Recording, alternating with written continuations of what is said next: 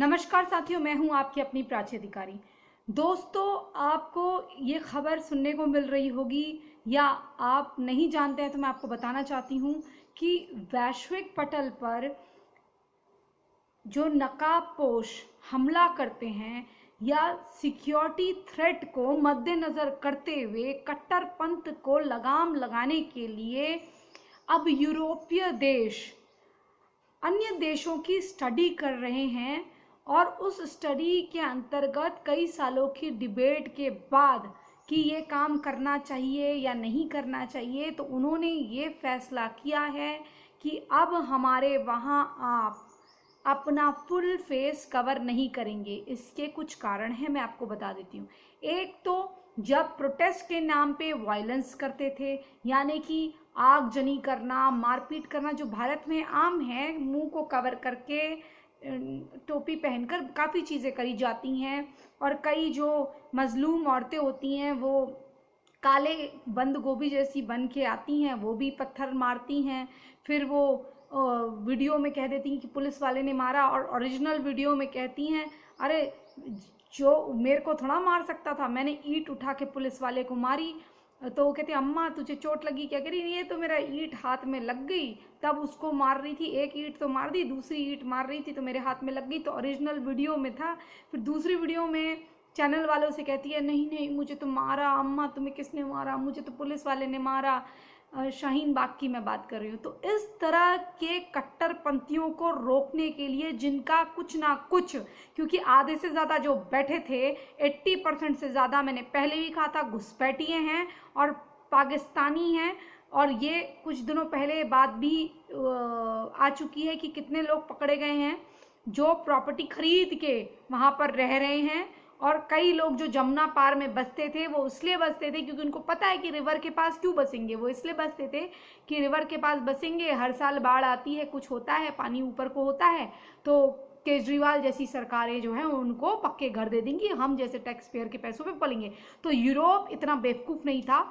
जहाँ जर्मनी की prime minister या प्रेसिडेंट, जो भी सबसे बड़ी जो ओहदे पर हैं, एंगला मार्कर ने एक बार कहा था कि there should be a world without the boundaries. We, the people of the world, must not follow the boundaries. The human should be free of this. Like, जो ह्यूमन है, जो मानव जात है, वो बाउंड्रीज के बगैर होनी चाहिए और वर्ल्ड में कोई बाउंड्रीज नहीं होनी चाहिए। वो एंगला मार्कर ने जब देखा कि जो रेफ्यूजीज को उन्होंने हाथों से, जिन औरतों, दो औरतों ने उनकी सेवा करी थी, उन रेफ्यूजीज की, उन्हीं कट्टरपंथी इस्लामिक रेफ्यूजीज ने उन औरतों का बलात्कार करा, माँ बेटी का, उनकी कार को फूका गया। और उसके बाद जब इस प्रकार की घटनाएं, आगजनी, तोड़ फोड़ और वहाँ पर बच्चे पैदा करना, पॉलीगैमी करना यानी कि बहु विवाह करना, जब उनको पता चला कि भैया हमने तो 2 को बुलाया, 2 बीवियां तो साथ लेकर आए, अब लोकल लड़कियों को भी रोमियो जिहाद चल रहा है यहाँ पर, और नाना प्रकार की एक्टिविटीज हो रही हैं। और ये जो उन्होंने कभी क्राइम देखा नहीं था। एक बार का मुझे एक किस्सा याद आ रहा है, जब वो लोग रात को सर्विलांस करते हैं तो इनके कुछ कुछ बॉर्डर कहीं कहीं पर खुले हुए थे। एंगला मार्कर तो बड़ी बड़ी बातें करती थी ना, जब उनको कोरोना सरा तो तब पता चला। तो तब उसके बाद क्या हुआ कि उनकी सर्विलांस टीम जब देख रही थी तो एकदम से वो डर गए, क्योंकि उस एरिया में कभी भी उन्होंने इस तरह की चीज देखी नहीं थी। 5-10 लाख की भीड़ जर्मनी के बॉर्डर को क्रॉस करते हुए, उस गांव को क्रॉस करते हुए आ रही थी और उनको पता ही नहीं थी ये बात। और जब वो देख रहे थे सामने से, उनके होश उड़ गए। जो नागरिक थे उनको पता नहीं थी, लेकिन जब नागरिकों ने भी मतलब देखते ना वो कैमरा से और चीजों से, उन्होंने फुटेज देखी, उनके होश उड़ गए, क्योंकि उनकी आबादी उस एरिया में 3 लाख के करीब या 2-1.5 लाख के करीब, और जो आ रहे क्रॉस करके, एक हमला जैसा हो गया था। तो उन्होंने कहा ये तो हमारा कल्चर ओवरटेक कर देंगे। आपको लगता है कि आबादी बढ़ने से, रेफ्यूजी आने से क्या होता है? देखिए, शरणार्थी अगर कोई मजलूम है और वाकई में आपके कल्चर के साथ मिक्स हो सकता है, तो एक आध 100-1000 लेने में कोई बुराई नहीं होती। लेकिन वो लोग जो आपकी मान्यताओं से विपरीत, जो सुबह शाम ये कहते हैं कि हमारे सिवाय कोई है ही नहीं, और या तो उनको कोई लेने वाला नहीं होता, जिनकी कब्जाने की एक आदत हो कि दूसरे देश में जाएंगे पहले रो के, उसके बाद फिर अपने वहां पर हक थोड़ी थोड़ी चीजें मांगेंगे भीख जैसी, उसके बाद हक मांगना शुरू करेंगे, फिर बराबरी का वो मांगेंगे, फिर धीरे धीरे क्या होगा, वहां जब थोड़े से कम रहेंगे, मान लीजिए वो 10 हैं और ये 8 हैं, तो फिर उनको मारना शुरू करेंगे। तो इन सब चीजों को देखते हुए उन्होंने कहा भैया तौबा। एंग्ला मार्केट जैसी जो सेकुलर बनती थी, उन्होंने कहा करो बॉर्डर क्लोज, अब ये नहीं चलेगा। फिर स्पेन का हाल देखा गया। स्पेन का तो हाल वैसे उन्होंने देखा ही था। स्पेन में आपको स्पेन लगेगा ही नहीं, क्योंकि अफ्रीका से ट्रैवल करते हुए आप कार से साउथ अफ्रीका से यहाँ पहुंच सकते थे, और स्पेन इतना इजी था, वहाँ पाकिस्तानी भरे थे। वो कैसे? क्योंकि आप स्पेन जाइए, अगर आपके पास पैसा है तो आप साउथ अफ्रीका में, जैसे इंडिया का हाल है ना, उससे बुरा वहाँ है। वहाँ पैसे दीजिए, अलग वहाँ की आइडेंटिटी बना लीजिए, वहाँ से एक वाया कार आप जाइए स्पेन जाइए, 2 साल के लिए आप अपने पेपर वेपर फेंक दीजिए, खाली बिल रखिए अगर किसी आप हॉस्पिटल वगैरह में जा रहे हैं, उसके बाद आप दिखा दीजिए। क्योंकि एक बार मैंने किसी अफ्रीकन जो थे उनसे बात कर रही थी मैं, तो उन्होंने बोला oh you want to go to Africa, you want to go to Europe, you can go to Europe via Cameroon, we can go to South Africa, from South Africa via traveling in the car we can go to Spain. In Spain you can lose your documents, and after losing your documents you can get the citizenship after 2 years, मतलब 2 years के बाद ये आपको citizenship मिल जाएगी। तो वहाँ भी इस तरह से भर भर के, क्योंकि 2 साल में कभी भी एक अनाउंसमेंट होता है कि अगर आपके पास डॉक्यूमेंट नहीं है या कुछ, ये अगर आपके पास वीज़ा नहीं है तो आप आइए और आपको कुछ स्टेटस दे दिया जाएगा, मतलब कुछ अप्लाई कर सकते हैं, बिल होने चाहिए जो जगह पे आप यूज़ करें, कुछ ऐसा था उस वक्त। तो मैं ये सोचती थी कि वर्ल्ड में कितनी मतलब साजिशें चल रही हैं। एक तरह से आप क्यों आना चाह रहे हैं दूसरे देश में? अच्छे भविष्य के लिए, खुलेपन के लिए, क्योंकि आप कहते हैं आपके वहाँ युद्ध हो रहा है, हम रेफ्यूजी हैं। अगर आपके वहाँ युद्ध हो रहा है, खाने को नहीं है, तो कहाँ से ला रहे हो 2 बीवी 4 बीवियाँ, और ये छोटे छोटे बच्चे, फिर पेट में वो औरतें प्रेग्नेंट भी हैं, चाल देखो, वहाँ जाते ही बच्चा कर लेंगे, फिर वहाँ की लोकल लड़कियों से उनकी बीवियाँ शादी कराती है। अभी आपने देखा होगा एक वीडियो आ रहा था पाकिस्तानी लड़के का, जिसमें लड़का 22 साल का था, 4 बीवियाँ थी, 6 बच्चे थे, क्योंकि हर बीवी एक एक 2 ही कर रही थी, तो वो ज़्यादा बच्चे नहीं कर रही थी, तो उनमें सब लड़कियां थी, लड़का नहीं था। तो लड़का कहता है कि मेरी वाली बीवी ने कहा इसके पास रहो, वाली बीवी कहती है इसके पास। कोई लड़की अगर वाकई में प्यार करती है तो ऐसा करती है क्या? उसामा बिन लादेन को मरवाने में उसकी सबसे छोटी बीवी का हाथ था। क्यों? क्योंकि इनके वहाँ वो 7 जन्मों वाला रिश्ता नहीं है, और औरतें भी अपनी ख्वाहिशें पूरी करने के लिए इनसे शादी करती हैं। और ये ऐसा नहीं है कि ख्वाहिशें पूरी करते हैं, ये जब तक उनका उपयोग होता है तब तक करते हैं उपयोग के बाद ये उनको आउट करते हैं। इसलिए वो भी इनसे जान छुड़ाने के लिए इसको, क्योंकि गरीबी भी बहुत है इनमें, दरिद्रता भी बहुत है। फिर फ्रेंच, हम आते हैं, चलिए इन बातों को छोड़िए, अब आते हैं हम फ्रेंच गवर्नमेंट में। फ्रेंच गवर्नमेंट ने ऐसे रूल ले आए कि अब आप अपने वहाँ जो भी तकरीरें करेंगे वो इतनी माइक वाइक में नहीं कर सकते। आप यहाँ हैं, आप यहाँ का कानून मानिए। जैसे जूलिया ने कहा था, ऑस्ट्रेलिया वाली जो प्राइम मिनिस्टर थी, उसको तो मैं सल्यूट करती हूँ, क्या स्ट्रांग लेडी थी। अगर आप यहाँ के कानून को नहीं मानते हैं, ये ईसाई देश है, हमारे गॉड जो है जीसस क्राइस्ट हैं, अगर आप इनको नहीं मानते हैं तो ऑस्ट्रेलिया आपके लिए अच्छा देश नहीं। यहाँ के रास्ते खुले हैं, आप गेट आउट हो सकते हैं, बोट में बैठ के किसी भी देश चले जाइए। अगर ऑस्ट्रेलिया में हम लोग खुले विचारों से पहनते हैं, उठते हैं, खाते हैं, अगर आपको हमारा पॉर्क खाना या हमारे खुले कपड़े पसंद नहीं है तो ऑस्ट्रेलिया आपके लिए सही देश नहीं है। यहाँ के बॉर्डर के दरवाजे खुले हैं, आप बोट में बैठ के 56 कंट्रीज़ जो इस्लामिक हैं उसमें जा सकते हैं, रास्ते खुले हैं। फिर ऑस्ट्रेलिया में हम अंग्रेज़ी बोलते हैं, अंग्रेज़ी के सिवाय अगर आप चाहते हैं हम अरेबिक बोले तो ऐसा नहीं होगा, या तो अंग्रेज़ी सीखिए, वरना ऑस्ट्रेलिया के दरवाजे खुले हैं, आप यहाँ से आउट हो जाइए। ये ऑस्ट्रेलिया आपके लिए सही देश नहीं है। फिर अगर आपको पूजा पाठ अपनी करनी है, जो भी आपको अपनी नमाजें करनी हैं तो ये रोड पे ट्रैफिक रोक के नहीं होंगी। अगर आपको लगता है आप ट्रैफिक रोकेंगे, इस तरह की हरकतें करेंगे, तो ऑस्ट्रेलिया में ऐसा नहीं चलेगा। आपको ये सब काम करने हैं तो आप अपने घर में करिए। अगर आप घर में नहीं करना चाहते हैं, आपको रोडों में करना है, तो आप 56 इस्लामिक देश हैं, वहाँ जा सकते हैं। वो ये देश आपके लिए, ऑस्ट्रेलिया सही देश नहीं है। फिर उन्होंने एक बात और कही, उन्होंने कहा कि अब हम सब धर्मों की रिस्पेक्ट करते हैं, जीसस हमारे गॉड हैं। और क्या कहा था उन्होंने, और एक बात और कही थी कि औरतें बच्चे जो चाहे करें, लेकिन हम लोग संविधान को, ऑस्ट्रेलिया के कॉन्स्टिट्यूशन से चलता है।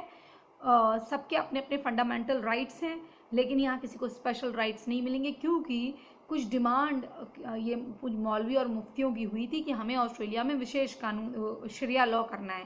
फिर ये अपनी औकात में, जैसा कि आपको पता है पीसफुल समुदाय है, अपनी इनको जब दो जूते मारे जाते हैं, जब इनको कहा जाता है सख्ती से नो मीन्स नो, तो इन्होंने क्या करा, ये लोग गए, इन्होंने कहा कौन था वो मौलाना जिसने ऐसी बातें कही, वो ग्रुप से हमारा कुछ लेना देना नहीं है, हम उनके खिलाफ फतवा जारी कर देंगे, हमको नहीं चाहिए, हम ऑस्ट्रेलिया के साथ मिलजुल के रहना चाहते हैं। फिर उन्होंने ऐसा कह दिया, ठीक है, जूलिया जैसी कोई प्राइम मिनिस्टर हो नहीं सकती, सैल्यूट है उनको इतनी खुल के बात करने के लिए। उन्होंने आने वाले जो खतरे थे उनको वैसे ही भांप लिया था। उसके बाद हम आते हैं फ्रेंच वाले में, जो कि मैं बीच में बोल रही थी, भूल गई, मतलब वहाँ से मैं ऑस्ट्रेलिया में आ गई थी, क्योंकि बहुत सारी चीज़ें रहती है बताने को।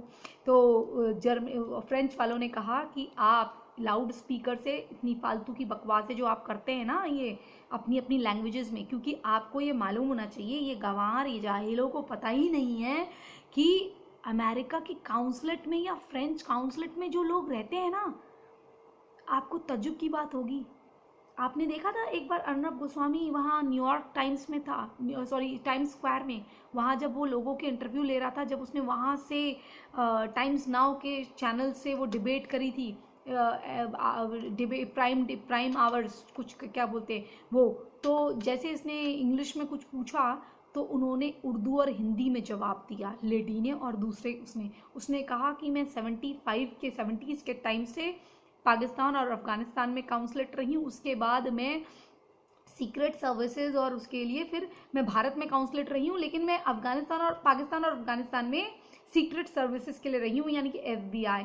तो आप ये सोचिए, उनको बेवकूफ मत समझिए। वो जो प्राइम मिनिस्टर की मोदी की उसमें भी आते हैं अभिवादन समारोह या किसी चीज में, उनको हिंदी आती है, वो बहुत होशियार होते हैं। मैंने अपने टूरिस्ट प्लेस में जहाँ की मैं हूँ वहाँ मैंने देखा हुआ है, अंग्रेज अच्छी साफ हिंदी बोलते हैं, अच्छे उच्चारण के साथ। ये जम जा रहे हैं आ रहे हैं नहीं बोलते, मैं ऐसा करती हूँ, ऐसा हो रहा है, इस तरह की हिंदी बोलते हैं, उनको बहुत अच्छी आती है। तो वो लोग जब इनकी अजानें होती हैं ना, जो चीज़ें होती हैं, जो तकरीरें करते हैं, वो सारी चीज़ चाहे अरबिक में करें, उनके पास अरबिक एक्सपर्ट होते हैं, उनके पास सारी इंटरप्रेटर, वो सारी लैंग्वेजेस सीख के रखते हैं। उनके डिपार्टमेंट में ऐसे कई लोग होते हैं, अगर एक डिपार्टमेंट में नहीं है तो दूसरी डिपार्टमेंट में रहता है, और ये अपने आप को बहुत शाना समझते हैं, तो वो लोग और ज़्यादा होशियार हैं। वो लोग इनके घरों के आसपास ऐसे सीक्रेट लोगों को या फिर कैमराज या जो माइक्स वगैरह हैं वो इंस्टॉल करके रखते हैं। काफ़ी चीज़ें होती हैं जो इनको पता नहीं होती, और क्योंकि ये चाहे केमिकल बॉम्बिंग में कितने एक्सपर्ट हों, लेकिन वो अपनी टेक्नोलॉजी में दुनिया की टेक्नोलॉजी इस्तेमाल करते हैं, उनके सारे खर्चे अपने नागरिक सुरक्षा के लिए होते हैं। तो उन्होंने कहा है, एक तो आप ये तकरीरें नहीं देंगे, और अगर आपकी जांच हुआ करेगी, अगर जांच में आप दोषी पाए गए तो आपको सीधे डिपोर्ट कर दिया जाएगा। हो सकता है कि कुछ दिनों में वो ये भी कहें कि वोटर अधिकार नहीं आपको, और यहाँ पर पॉलीगैमी नहीं चलेगी। हमारे वहाँ एक शादी होती है, अगर डिवोर्स हुआ है तो दूसरी शादी होती है, लेकिन अगर आप इसको धंधा बना लेंगे तो यहाँ ये नहीं चलेगा। और भी कई बातें उन्होंने सख्ती से कह दी हैं, ये शरिया का कानून नहीं है। ये बात इन्होंने भी मार्को ने कह दी है। मार्को का कितना विरोध करा, लेकिन जब चार्ली हेब्डो हुआ, एक कार्टून बना जिसको मोहम्मद को आपने देखा नहीं, जिसकी आपने तस्वीर नहीं देखी, उसकी बिना पे आपने मार दिया, गला काट दिया। दूसरे के भगवानों को आप गाली दीजिए, अमेजन में हमारे गणपति को टॉयलेट सीट बना के, मैट्रेस बना के, हमारे भारत का झंडे का, माँ लक्ष्मी का ये बना के आप करिए। कभी आपने किसी हिंदू को देखा? क्योंकि हम इंतजार करते हैं आपको ऊपर वाला सजा दे, क्योंकि हम कायदे कानून से चलने वाले लोग हैं। हालांकि मैं इसको कुछ गलत भी मानती हूँ कि अगर कोई ऐसा व्यक्ति है जो इस तरह की हरकतें करता है, जो आपके लोगों को मारता है, एटलीस्ट भगवान ने ये नहीं कहा है कि ऐसे लोगों को छोड़ दो और मार खाते रहो, क्योंकि अपराधी से ज्यादा अपराध सहने वाला व्यक्ति अपराधी है, क्योंकि वो उसको और प्रोत्साहित कर रहा है कि हाँ हमें मारते जाओ, फिर वो तो मार खा लेता है या वो मर जाता है, फिर अब वो दूसरे को भी मारने के प्रायोजन करने लगता है। ठीक है, एक बार वो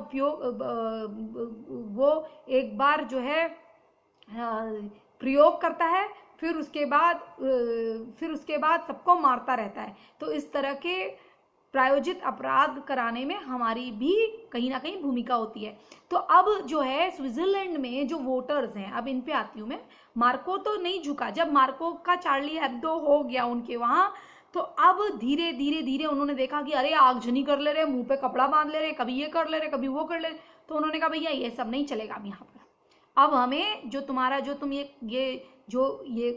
जो कुरान भी पढ़ाते हो, ये हमारे हिसाब से पढ़ानी होगी, और यहाँ पर और इसकी जो तुम पढ़ा रहे हो वो व्याख्या हमें बतानी होगी तुमने। अगर जिस तरह से तुम करना चाह रहे हो और सही मीनिंग उसका बताना होगा, और वो हमको भी पता होना चाहिए। अगर कोई चीज हमारे खिलाफ निकली तो उसमें बैन होगा।